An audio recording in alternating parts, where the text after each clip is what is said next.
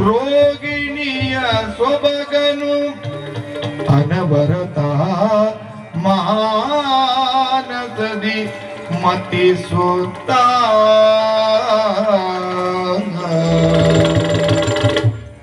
ಪೂರ್ಣ ಚಂದಿರ ವದನೆ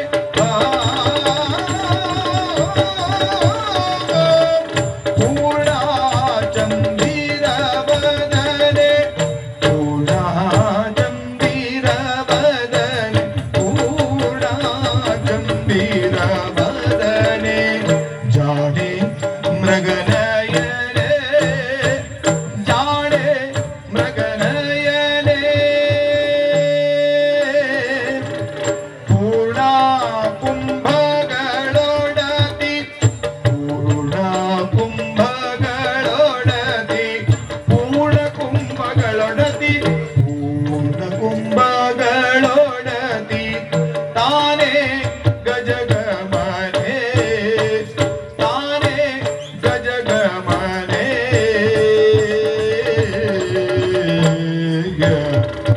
ಪೂರ್ಣ ಚಂದಿರ ವದನೆ ಜಾಣೆ ಮೃಗನಯನೆ ಪೂರ್ಣ ಕುಂಭಗಳೊಡತಿ ತಾನೆ ಗಜಗಮನೆ ಪೂರ್ಣ ಕುಂಭಗಳೊಡತಿ ಪೂರ್ಣ ಕುಂಭಗಳೊಡತಿ ತಾನೆ ಗಜಗಮನೆ ತಾನೆ ಗಜಗಮನೆ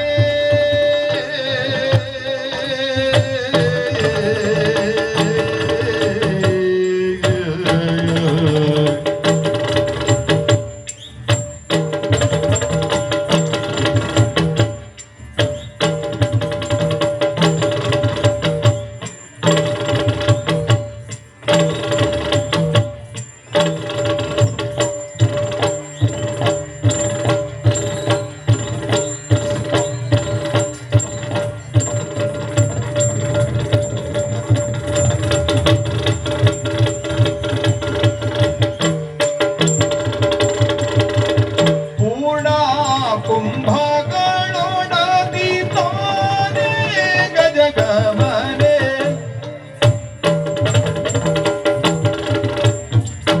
ಮಾನಸವ ಸೆಳೆದಿಗಳು ಕರಿನಾಗವೇಣಿ ಮಾನಸವ ಸೆಳೆದಿಗಳು ಮಾನಸವ ಸೆಳೆದಿಗಳು ಮಾನಸವ ಸೆಳೆದಿಗಳು ಸೆಳೆದಿಗಳು ಸೆಳೆದಿಗಳು ಸೆಳೆದಿಗಳು ಮಾನಸವ ಮಾನಸವ ಸೆಳೆದಿಗಳು ಕರಿನಾಗವೇಣಿ ಕರಿನಾಗವೇಣಿ ಕರಿನಾಗವೇಣಿ ಕರಿನಾಗವೇಣಿ ಆನಿ ತಂಬಿನಿಯ ಬಿಡೆ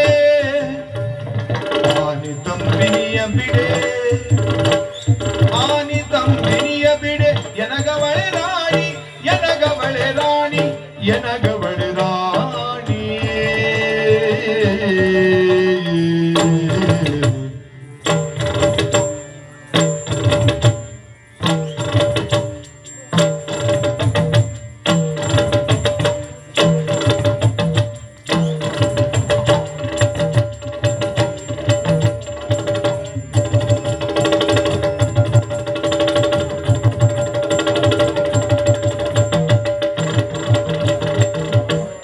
ಮಾನಸವ ಸೆಳೆದಿಗಳು ಮಾನಸವ ಸೆಳೆದಿಗಳು ಸೆಳೆದಿಗಳು ಸೆಳೆದಿಗಳು ಮಾನಸವ ಸೆಳೆದಿಗಳು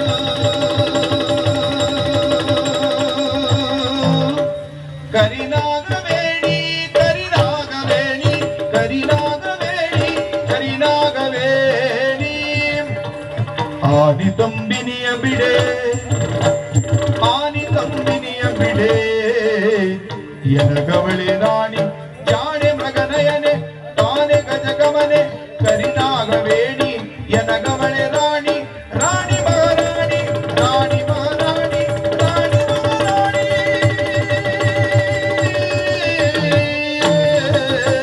ರಾಣಿ ಮಹಾರಾಣಿ ಸದ್ದು ಏನ್ ದೇವ್ರಿ ಏನೋ ಎಂತೆಂತವರೆಲ್ಲ ಇರ್ತಾರೆ ಪುಣ್ಯಾತ್ಮ. ಯಾಕೆ ಆ ಹಾ ಹಾ ಹೋಗಿ ಹೋಗಿ ಅವ ಹಾ. ಆ ಹೆಣ್ಮಗಳಿದ್ದಾಗಿದ್ದ ಪುಣ್ಯಾತ್ಮ, ಹೌದು. ದೊಡ್ಡ ಕಲಾವಿದ ಅವ. ಹಾ.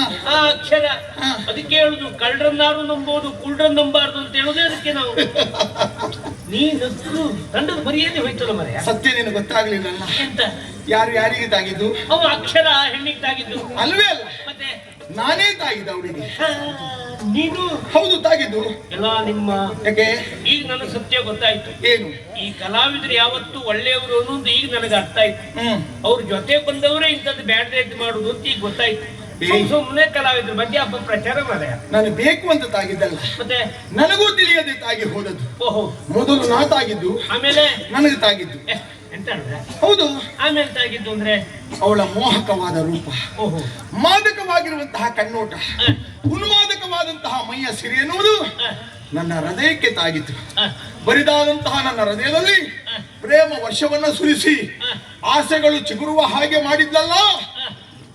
ಮೃಗ ನಯನೆ, ಗಜ ಗಮನೆ, ಕರಿನಾಗ ವೇಣಿ. ಒಳ್ಳೇದಲ್ಲಪ್ಪ ಅದು. ಯಾಕೆ? ಕಾಳಿಂಗ ಸರ್ಪ ಅದೇ ಮನೆ ಬಂದ್ಬಿಟ್ರೆ ಅರಣ್ಯ ಇಲಾಖೆಯವರು ಹಿಡಿದುಕೊಳ್ಳಿಕ್ಕೆ 6,000 ಖರ್ಚಾಗ್ತದೆ. ಅದು ಸಣ್ಣ ಪುಡದಲ್ಲ, ದೊಡ್ಡ ಕಾಳಿಂಗ ಸರ್ಪ ಅದು. ನನ್ನ ಮಾತು ಅರ್ಥ ಆಗ್ಲಿಲ್ಲ ನಿನಗೆ? ಅಂದ್ರೆ ಕಾಳಿಂಗ ಸರ್ಪದಂತಿರುವಂತಹ ನೀಳವಾಗಿರುವಂತಹ ಅವಳ ಕೇಶ ರಾಶಿಗಳು ಸುದ್ದಿ ಸದ್ದು ಕುದಿಯುತ್ತಾ ಇದ್ದಂತಹ ಎಣ್ಣೆಗೆ ಸಾಸಿವೆ ಹಾಕಿದ್ರೆ ಏನಾಗ್ತದೆ ಹೇಳು? ಚಟ ಚಟ ಚಟ್ಚಟ ಚಟ್ಚಟ ಚಟ್ಚಟ. ನಿನ್ನ ಚಟಪುರ ನಿಲ್ಲಿಸ್ತೇನೆ. ಚಿಟಿಲ್ ಚಿಟಿಲ್ ಚಿಟಿಲ್ ಎಂದು ಶಬ್ದ ಬರುವ ಹಾಗೆ ಪಟ ಪಟನೆ ಮಾತಾಡುತ್ತಾ ಬೈಯುತ್ತಾ ಇದ್ದಂತಹ ಅವಳ ಕಂಠದಲ್ಲಿ ನಾನೆಂತಹ ಮಾಧುರ್ಯವನ್ನ ಕೇಳಿಸಿಕೊಂಡೆ. ಕಣ್ಣಂಚಿನಲ್ಲಿ ಮಿಂಚಿನಂತಹ ಸಂಚಾರ ಮಾಡಿದ ಅಂಚೆ ಗಮನೆಯನ್ನ ಕಂಡ ಮೇಲೆ ಕೊಂಚ ಕೊಂಚವೇ ನನ್ನ ಮನಸ್ಸು ಅವಳತ್ತ ಜಾರಿ ಹೋಯಿತು. ನಾನೊಂದು ತೀರ್ಮಾನಕ್ಕೆ ಬಂದೆ. ನನ್ನ ಮನಸೂರೆಗೊಂಡಂತಹ ಅವಳನ್ನೇ ನಾನು ಮದುವೆ ಆಗಬೇಕು. ಅವಳು ನನ್ನ ರಾಣಿಯಾಗಿ ಬರಬೇಕು. ನಾ ರಾಜ ಆದ್ಮೇಲೆ ಅವಳು ಮುಂದೆ ಮಹಾರಾಣಿಯಾಗಿ ಮೆರಿಬೇಕು ಅಂತ. ನಾನೇನ್ ಸುಮ್ಮನಿದ್ದೆ ಅಂತ ಮಾಡ್ಕೊಂಡ್ಯಾ? ಅದೇ ಅಲ್ಲೇ ಪಕ್ಕದಲ್ಲಿ ಇದ್ಲಲ್ಲ ಕುಳ್ಳಿ, ನೋಡ್ಕೊಂಡು ನಾನು ಇವೆಂತ ನಿಧಾನ ಮರ ಇವ. ನಾವು ಬಂದು ಎಷ್ಟೊತ್ತಾಯ್ತು? ಇವೆಲ್ಲಿ ಜಂಪೆ ತಾಳ ಗಂಜಿಲ್ ಬಿದ್ದು ನೋಣ ಎಷ್ಟೊತ್ತು ಸ್ನಾನ ಬರ್ಲಿಕ್ಕೆ ಒಂದೇ ಬರುದಲ್ಲ ಮತ್ತೆ ಆಗಲ್ಲ. ಕಾರ್ಯಕ್ರಮ ಬೇಗ ಬೇಗ ಹೊರಡ್ಬೇಕಲ್ಲ. ನಾನು ಬರ್ತಾ ಇರುವಾಗ ಕೇಳಿದ್ದಪ್ಪ, ಕರಿನಾಗ ವೇಣಿ, ಗಜ ಕಾಮಿನಿ, ನಿತಂಬಿನಿ, ಹೌದು ಹೌದು, ಕುಂಭಗಳು ಒಡತಿ. ಅದು ಅಲ್ಲಿ ಹೋಗುವ ಆನೆಯನ್ನು ನೋಡಿ ಹೇಳಿದ್ದು ಗಜಗಮನಿ ಅಂತ. ಕರಿನಾಗ ನಾಗ ನೋಡ್ಕೊಂಡು ಹೇಳಿದ್ದು. ಆನೆ ನೋಡಿ ಹಾಗೆ ಹೇಳುವ ಕ್ರಮ ಇಲ್ವೇ ಇಲ್ಲ. ಹೇಗೆ ಹೇಳ್ತಾರೆ? ಹೆಣ್ಣಪ್ಪಳು ಹೋಗುವಾಗ ಅವಳ ನಡಿಗೆಯನ್ನು ನೋಡಿ ಗಜಗಮನಿ ಅಂತ ಕರೆಯುವ ರೂಢಿ ಉಂಟಪ್ಪ. ಅದೇ ಆನೆ ಹೋದ್ರೆ ಆನೆ ಹೋದ್ರೆ ಆನೆ ಹೋಗ್ತಾನೆ ಅಂತ ಹೇಳುದು ಅಷ್ಟೇ. ಅದೇ ಆ ಶಬ್ದದಲ್ಲಿ ಹೇಳುತ್ತಾರೆ ಗಜಗಮನ. ಅದೇ ಅದು ಗಂಡ ಆನೆ ಹೋದ್ರೆ ಗಜಗಮನ, ಹೆಣ್ಣು ಆನೆ ಹೋದ್ರೆ ಗಜಗಾಮಿನಿ. ಹಾಗೆಲ್ಲ ಹೇಳುವ ಕ್ರಮ ಇಲ್ಲ. ಅಯ್ಯೋ, ನಿನಗೆ ಈಗ ಹೆಣ್ಣನ್ನು ವರ್ಣಿಸಿದಾಗ ಆಯ್ತಲ್ವಾ? ಹೌದು, ನಾವು ಹೆಣ್ಣನ್ನು ವರ್ಣಿಸಿದ್ದೆ. ಹೌದು, ಪೂರ್ಣ ಕುಂಭಗಳು ಒಡತಿ. ಹೆಣ್ಣು ಅಂತ ಹೇಳಿದ್ರೆ ಯಾವ್ದು ಹೇಳು? ಪ್ರಕೃತಿ ಅಂತ ಹೇಳಿದ್ರೆ ಹೆಣ್ಣು ಇದ್ದ ಹಾಗೆ, ಹೆಣ್ಣು ಅಂತ ಹೇಳಿದ್ರೆ ಪ್ರಕೃತಿ ಇದ್ದ ಹಾಗೆ. ನಾವು ಪ್ರಕೃತಿಯನ್ನು ವರ್ಣಿಸುವುದು ಅಂತ ಹೇಳಿದ್ರೆ ಹೆಣ್ಣನ್ನು ವರ್ಣಿಸಿದ ಹಾಗೆ. ಎಷ್ಟು ಬೇಗ ಸರಿ ಮಾಡಿ ಸಾಹಿತ್ಯ ಮರೆಯ. ಅಲ್ಲ, ಪ್ರಕೃತಿಯನ್ನು ಹೆಣ್ಣು ಅಂತ ಕರೆಯುವುದು ಹೌದು, ಆದ್ರೆ ಹಾಗೆ ವರ್ಣಿಸುವ ಕ್ರಮ ತೋರಿಸುವಾಗ ಹೆಣ್ಣಿನ ವಿಷಯ ಬರುವುದಿಲ್ಲವಲ್ಲ ಅಲ್ಲಿ. ನೋಡಿ, ಇವನಿಗೆ ರಸಿಕತೆ ಇಲ್ಲ ಅಂತ ಹೇಳುವುದಕ್ಕೆ ಬರೇ ಸಂಗೀತ ಸಂಗೀತ ಅಂತ ಹೇಳ್ಕೊಂಡಿರ್ತಾನೆ. ನಮ್ಮ ಹಾಗೆ ಮೊದಲು ರಸಿಕನಾಗಬೇಕು ನೀನು. ಪ್ರಕೃತಿಯ ಕುರಿತಾಗಿ ಸ್ವಲ್ಪ ಆಸಕ್ತಿ ಬೆಳೆಸ್ಕೊಂಡ್ರೆ ಮಾತ್ರ ಇದೆಲ್ಲ ಅರ್ಥ ಆಗುವುದು ನಿನಗೆ. ನಿನ್ನನ್ನು ನಾವು ರಸಿಕ ಮಾಡ್ತೇವೆ. ಮೊದಲು ಪ್ರಕೃತಿಯ ಕುರಿತಾಗಿ ನಾವು ಆಸಕ್ತಿ ತೋರಿಸಬೇಕು. ನೋಡು, ಅದೋ ನೋಡು ಚಂದ್ರಬಿಂಬ, ಇದೋ ನೋಡು 58 ವರ್ಷದ ಕಂಬ, ನೀನು ಸಾಮ್ರ ಚಂಬ. ಈ ಹೊಂಡ ತೆಗೆದವ್ರು ಯಾರು ಹೇಳು? ಕಾಂಬ. ಓ, ಇಲ್ಲೋಡು, ಬಾನನ್ನೇ ಚುಂಬಿಸುವ ಹಾಗೆ ಬೆಳೆದುತ್ತಾ ವೃಕ್ಷಗಳ ಸಾಲು, ಭೂಮಿಗೂ ಆಕಾಶಕ್ಕೂ ಸೇತುವೆ ಮಾಡಿಕೊಟ್ಟ ಹಾಗೆ ಆ ಮರವನ್ನ ಏರಿ ಏರಿ ಏರಿ ತುತ್ತ ತುದಿಯನ್ನ ಸೇರಿ ಅಲ್ಲಿಂದಲೇ ಸ್ವರ್ಗಕ್ಕೆ ಹೋಗಬೇಕು ಅಂತ ನನಗೆ ಆಸೆ ಆಗ್ತಾ ಉಂಟು. ನನ್ನೂ ಕರ್ಕೊಂಡು ಹೋಗ. ನಿಂಗಲ್ ಜಾಗ ಇಲ್ವೋ? ಇಲ್ಲಿ ನೋಡು, ತುಂಬಿಕ್ಕುವಂತಹ ಜಲಪಾತ. ಆ ಜಲಪಾತದ ತುದಿಯಲ್ಲಿ ನಿಂತು ಒಮ್ಮೆ ಮೇಲಿಂದ ಕೆಳಗೆ ಗುರುವಂತ ನೀರಿಗೆ ಹಾರಿಬಿಟ್ರೆ ಹೇಗೆ? ನನ್ನ ಕಡೆ ಬೇಕಾದ್ರೆ ತೋಡ್ತೇನೆ. ನೋಡು, ನವಿಲೊಂದು ಕುಣಿಯುತ್ತಾ ಇದ್ದದ್ದು. ಗರಿ ಕೆದರಿ ನವಿಲು ಹೇಗೆ ನಾಟ್ಯವಾಡ್ತಾ ಉಂಟು ಅಂತ ಎಷ್ಟಂತ ಹೇಳಿದ್ರು ಅದು ಪಾಪ ಒಂಟಿಯಾಗಿ ಹೋಯ್ತು. ಕುಣಿಯುವಂತಹ ನವಿಲಿನ ನಾಟ್ಯಕ್ಕೆ ಒಮ್ಮೆ ಕೋಗಿಲೆಯ ಕಂಠ ಸೇರಬೇಕಾಗಿತ್ತು. ಕೋಗಿಲೆಯ ಕಂಠಕ್ಕೂ ನವಿಲಿನ ನಾಟ್ಯಕ್ಕೂ ಒಂದು ಹೊಂದಾಣಿಕೆ ಆಗ್ತಾ ಇತ್ತು. ಎಷ್ಟು ಅಂತ ಹೇಳಿದ್ರೆ ಅದು ಅಯ್ಯೋ ಆ ಕೋಗಿಲೆ ಹಾಡಿದ ರಾಗ ಯಾವುದು ಗೊತ್ತಾ? ಹೃದಯ ಗುಡಿಯ ದೇವ ಈ ಜಗವನೆಲ್ಲ ಕಾವ ಬೇಡಿದವರ ವೀವ ಮುಕ್ಕಣ್ಣ ಹರಿಯ ಭಾವ. ಹೃದಯ ಗುಡಿಯ ದೇವ ಈ ಜಗವನೆಲ್ಲ ಕಾವ ಬೇಡಿದವರ ವೀವ